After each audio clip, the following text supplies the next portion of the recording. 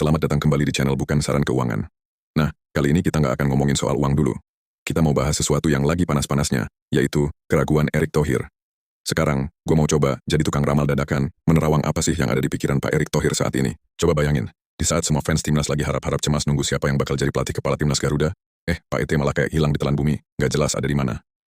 Menurut penerawangan gue, Pak ET lagi ada di persimpangan jalan, lagi galau berat. Di satu sisi, buat menjaga popularitas dan simpati rakyat Indonesia, jalan paling aman ya menarik kembali Shin Tae-yong sebagai pelatih kepala.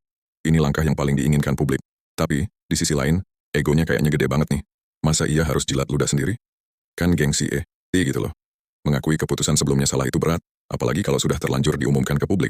Terus gimana kalau cari alternatif lain? Mau datengin pelatih kelas dunia? Wah, kayaknya kantong lagi nggak mendukung nih.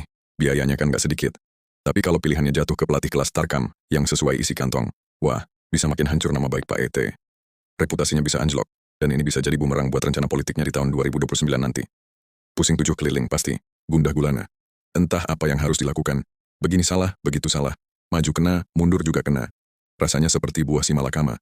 Semua rencana indah yang sudah disusun rapi jadi berantakan gara-gara kegagalan eksperimen si bintang laut kemarin. Tapi kok jadi nyalain orang lain kan Pak ET sendiri yang memilih dan memutuskan. Kalaupun mau menyalahkan, ya salahkan para pembisik di sekelilingnya, kalau memang ada. Tapi pada akhirnya, ini kan salahmu sendiri, ya harusnya kamu tanggung sendiri dong. Kalau memang seorang ksatria, ya bersikaplah seperti ksatria. Tekan egomu sedikit, akui kesalahanmu. Namanya manusia, berbuat salah itu wajar. Justru respon setelah berbuat salah itulah yang membuktikan kita ini ksatria atau pecundang. Jangan takut popularitas bakal turun. Ada contoh bagus dari seorang politisi di Amerika. Dia pernah melakukan kesalahan yang jauh lebih besar dari yang dilakukan Pak ET sekarang. Kesalahan yang fatal. Namun, apa yang dia lakukan? Dia maju ke depan publik dan dengan sikap ksatria mengakui kesalahannya. Hasilnya, di pemilu berikutnya dukungan untuk dia bukannya turun malah bertambah. Publik menghargai kejujurannya. Nah, kisah nyata ini bisa jadi contoh bagus buat Bang ET untuk juga bersikap ksatria. Mengakui kesalahan itu bukan tanda kelemahan, tapi justru menunjukkan kebesaran jiwa. Semakin lama Bang ET galau, risau, cemas, khawatir, dan ragu-ragu dalam mengambil keputusan, maka akan semakin terkikis pula popularitasnya. Dan itu artinya, makin hancur juga karir politik yang sudah dibangun.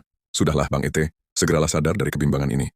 Jalan terbaik untukmu, untuk PSSI dan untuk Timnas Indonesia sudah jelas ada di depan mata. Tinggal dieksekusi saja.